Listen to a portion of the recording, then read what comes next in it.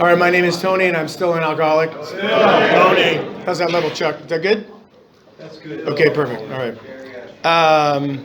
Thanks very much, Louis, for asking me to share here. It's good to be here on Tamaledad. That's awesome. I haven't been here for a Tamaledad before. So I'll get some of the facts out of the way. Welcome to the newcomers. Welcome to people who haven't been to the meeting before. I have a sobriety date, October 10th, 2008. It's not my only sobriety date. It's just the one that stuck, finally. I had a lot of other ones that I really didn't give a rat's ass about. And I can't remember what the hell those were. But that's the one that actually stuck. So I just took 14 years a little while ago. I've been coming to this Sick of the Most meeting for the past couple of years. My home group is the San Marino Men's Stag on Thursdays in San Marino. There's a little bit of... Oh, there we go. Well, pay no attention to that table back there. Those guys are not good representatives of that meeting. What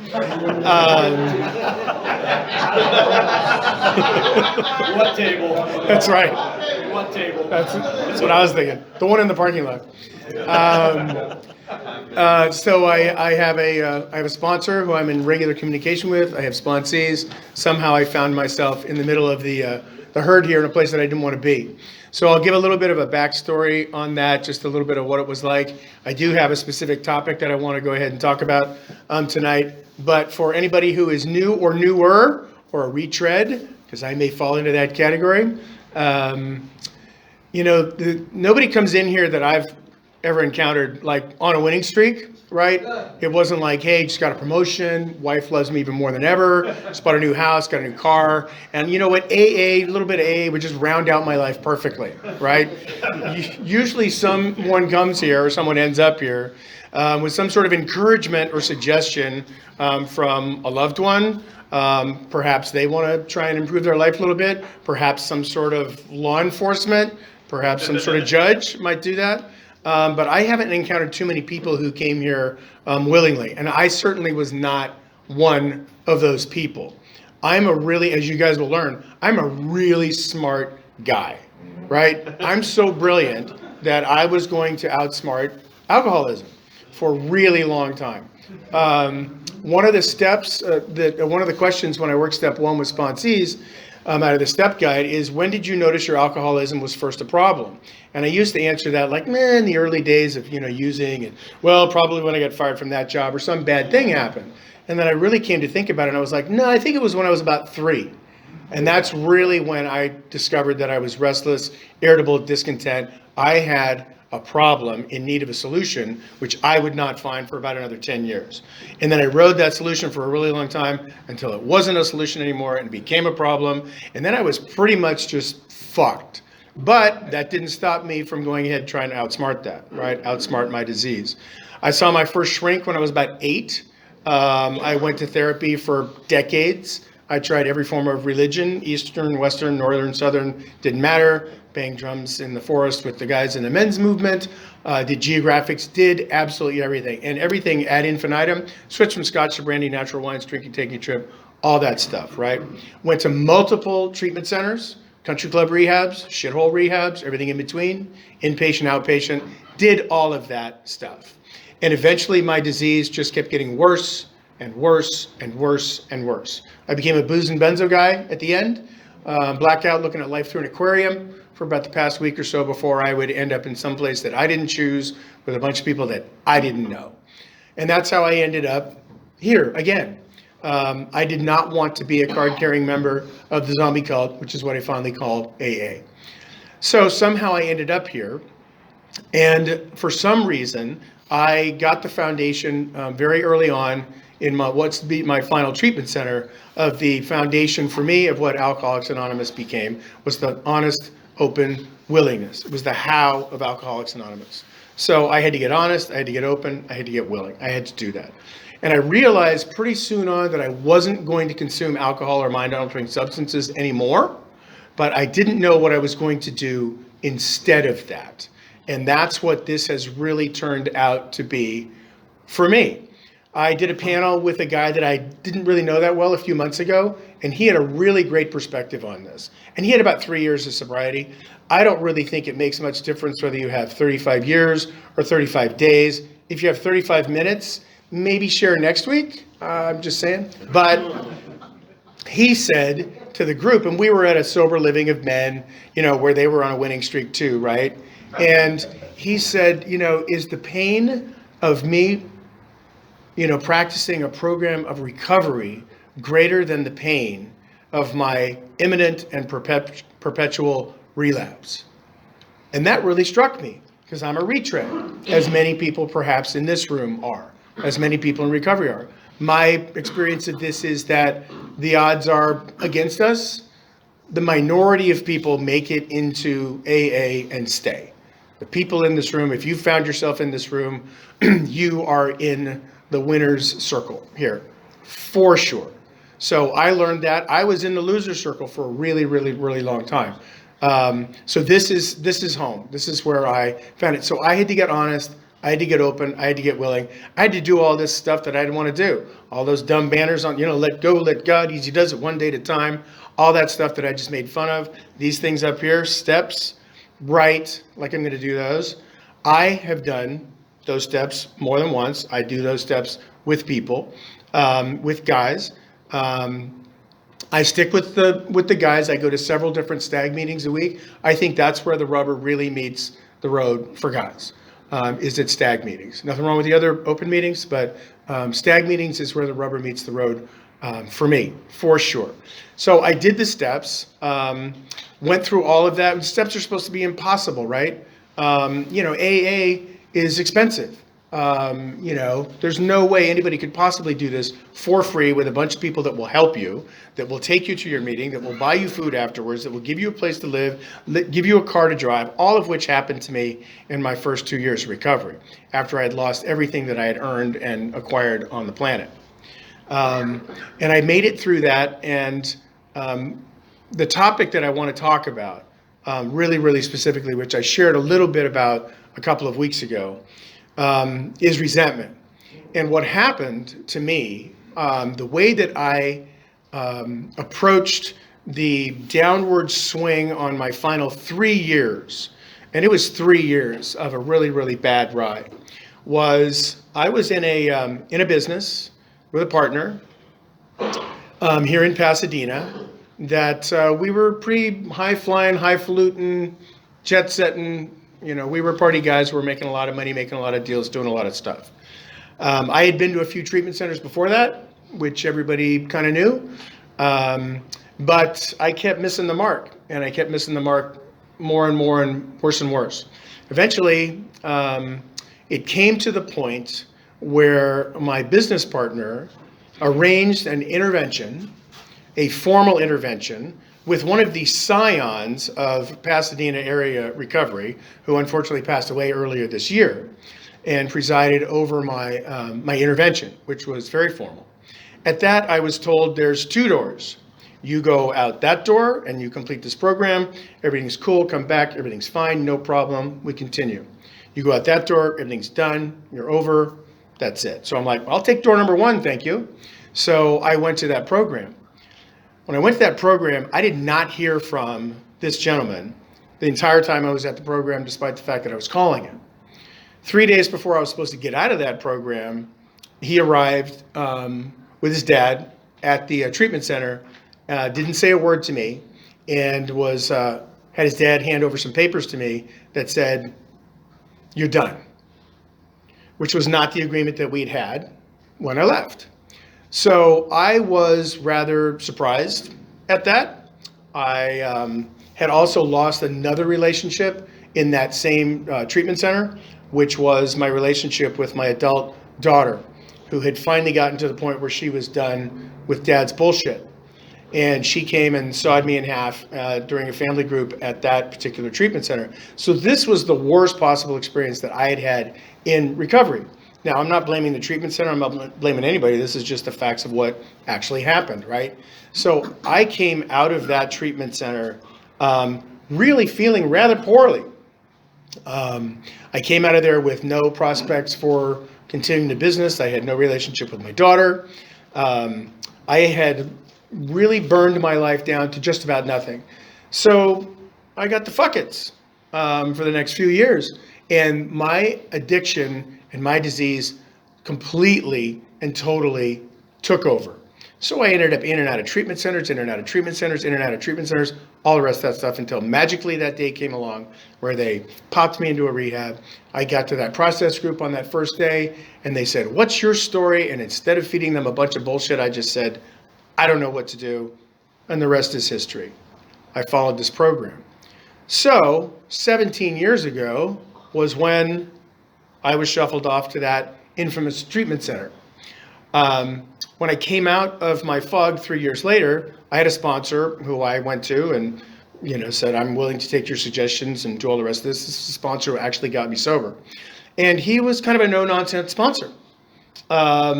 He identified pretty quickly that I thought of myself as a terrible, awful, horrible victim of circumstance and things. And he was having not much of that. So when we got to this particular resentment that I had with this particular individual, his perspective was like, okay, here's the first thing you need to do with your resentment, because I wanted this guy to suffer greatly. That's what I wanted. He's like, "No, you need to go pray for him that he gets all the wonderful, terrific stuff." And I'm like, "I'm not doing that." And he said, "Yeah, you will, and you'll call me in the morning." So that's what I did. And I said, I did that, and it worked. So he went through that process. I went to go make amends to this individual who was not willing to see me, not willing to talk to me, not willing to have anything to do with me at that point. So I ended up making a one-way amends at that time, 14 years ago, 6 months after I got sober. And I took care of my side of the street as best as I could and went on with my life. Didn't think about it for quite some time. Until a few weeks ago, when I'm standing outside a cafe in Pasadena, and who do I see inside of that cafe? But this gentleman that I have not had anything to do with for the last 14 years, who was the biggest resentment in my adult life on this planet. And I was there with a sponsee of mine, and we were sitting there, and I said, "You know that guy?" And he's like, "Yeah." And I go, "That's who that guy is." And he's like, "Okay, do you want to leave?" And I said, No. I said, "I think I'm going to say hi to him," which is what I did. So you would have thought that, we had both just, gotten in the, Brittany Griner, prisoner exchange. Like, wow, that we were the happiest people in the world to see each other. And so we shared a little bit of kibitzing there and swapped phone numbers and things like that.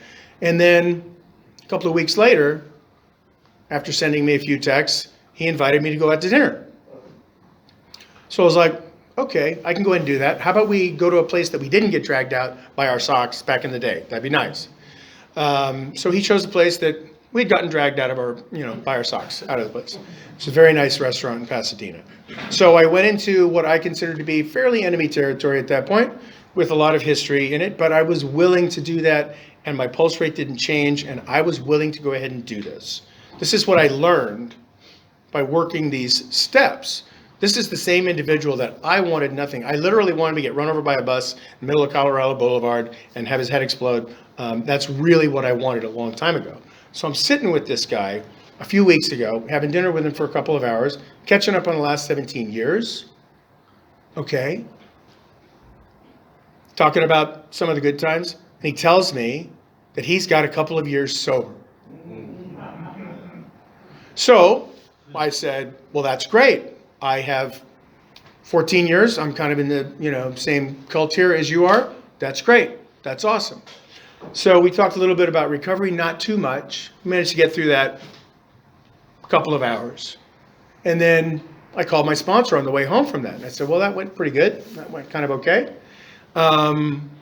Reflected on that, thought about it, called my sponsor a few days later. And I'm like, so what do you think should happen now? Right? And he says, well, you got a few options.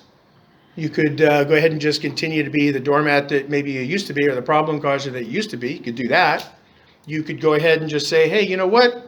You've already seen this guy. You've already talked to him about that. Maybe you could just, that's enough, and you can just go your own way. Or tell me a little bit about what your behavior was like back in the day when you were business partners and it all went to shit. So I told him a little bit about that. And he goes, well, you got another option. Right? I said, what's that? He said, well, you can make amends to him again. And I said, excuse me? Right? So whereas my blood pressure and my pulse had been just fine for several weeks, all of a sudden I was ready for like a heart transplant. I was so pissed. I had never possibly considered that to be an option, right? And I was like, you've got to be kidding me on the inside. I'm like, well, that's a very interesting idea. Thank you very much for suggesting that. Let me go ahead and reflect on that a little bit and I'll get back to you, right? So as I started to think about it, he talked about it, a little bit more, and then we got off the phone, and I started to think about that, and I was like, you've got to be kidding me. This is his suggestion? So I'm driving to work the next morning, reflecting on all that, reflecting on the dinner that we had, reflecting on all the stuff that we talked about, all the stuff we had been through. And all of a sudden, I had this same sort of experience as I did 14 years ago when I prayed that he got all the everything, as my previous sponsor had suggested that I do. And all of a sudden, I'm thinking, wow, how did this happen? How did this happen that this individual, that this person that I had so much resentment for, all of a sudden I had so much compassion for, all of a sudden I had so much understanding for, literally, sincerely, genuine love for this individual, for this person, that I sincerely, genuinely missed and was pretty heartbroken to get kicked to the curb and feel like I was disposable. And I'm driving to work, and I'd be lying if I said I wasn't crying tears through the freaking windshield, because I'm like, how did this happen? And I'm having a conversation with God, with my higher power, whatever you want to call it, right? And I'm like, how did this happen? This is how this happened. This is how this happened. I was the biggest resentment in my adult life. Justified resentment, I'm quite certain in my own mind. Anybody else that I'd sort of talk about that, they're like, yeah, that dude should suffer. He should burn in hell, blah, blah, blah. He should show up with a wheelbarrow of money for you and, all the rest of that stuff, right? That's what should happen. My sponsor didn't say that. That's not what the program says. That's not what the steps say at all. So I started thinking about this, and I'm like, well, back to this honest, open, and willingness bullshit, right? What about that? If I'm honest, I probably wasn't the best person I could have been back in the day. I probably wasn't. I probably did some really, really crappy things, right? Okay, if I'm open, I guess I better be open to some suggestion that somebody who probably has been around the program a little longer than I have, my sponsor, other people that I run things past, okay, and then I have to be willing. That's one of the most difficult things for me to do, is to be willing to entertain this idea and willing to do it. So then I'm like, okay, willing, I'm running past some people talking, like willing to do this. And I'm thinking, okay, maybe I'm willing to do this, right? And then I'm like, oh no, wait a second, the guy's in recovery. Oh, he's got a couple years sober. Oh, what's that tradition 5? Oh, really? What's our primary purpose? Oh, help the alcoholics who still suffers? Shit. Right? What's step 12? Right? Having had a spiritual awakening as a result of these steps, carry the message to another alcoholic? I'm like, you've got to be kidding me. This is so rigged. I can't possibly get out of this. Right? How did I end up here? I did not want to be a part of this. I didn't want to be with you guys. This is not how I wanted to live my life. This is the biggest resentment I've ever had. And you're telling me, A, I'm going to get over it. B, I'm going to go ahead and make amends again. And C, I'm going to help this guy. Really? Okay, so for you new guys, this is what you got to look forward to here, right? It's fantastic. So just tee up your top 5 resentments, right? And just say, oh, I'm going to love those guys to death, right? That's what I'm supposed to do. So, I'd made a lot of amends over the course of my time.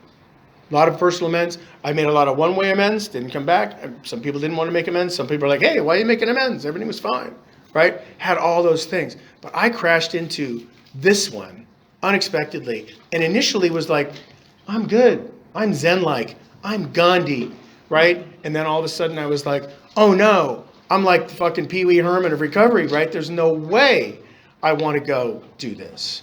There's no way. So I finally got to the point where I was like, I think I'm willing to do this. I think this is what I should do, right? I'm thinking about X-ray, right? Do the right thing, right? What's the next indicated action? Help the alcoholic who still suffers. And I could clearly see from talking to this gentleman that in year 2 of recovery, he's definitely suffering. There's no question about it. And I'm like, wow, this is why I'm here. This is what I'm supposed to do. This is the right thing to do. And this is going to only help improve my life. And this is going to help me be the best Tony that I can possibly be from the worst possible Tony that I ever was on the planet.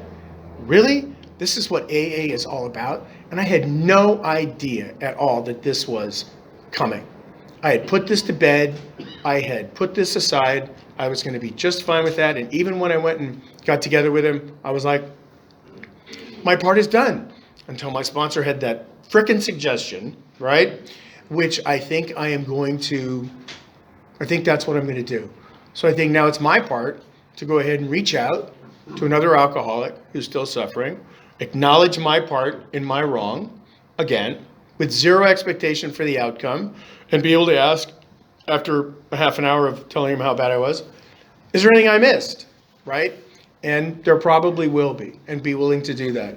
And knowing that when I'm driving home from that, I will be okay. I'll know more about myself.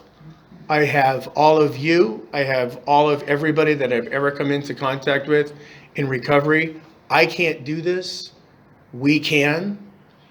For someone who was 17 years ago, 14 years ago, for most of my life, living a program for dying, this is the program for living that teaches me how to deal with these type of situations in my life. This is one of the most difficult things that I never wanted to do, was this. And yet, this is what the indicated action is. I have a new toolbox, a completely new toolbox. The new guys, my old toolbox had one tool. It was a hammer, right? And so I have a bunch of new tools and a bunch of people to help me use these tools and show me how to use these tools. And that's what happened here to a guy who was brilliant, who was a genius, who was going to outsmart alcoholism. Hats are going to be off to me. It did not turn out that way at all. And as my friend Chuck there says, I came within inches and seconds of missing the best moments of my life, the best years of my life, including this opportunity to go ahead and make amends and make things right with someone I really, really didn't want to do that for. So that's my story. Thanks so much for letting me share, and look forward to hearing what you all guys have to say.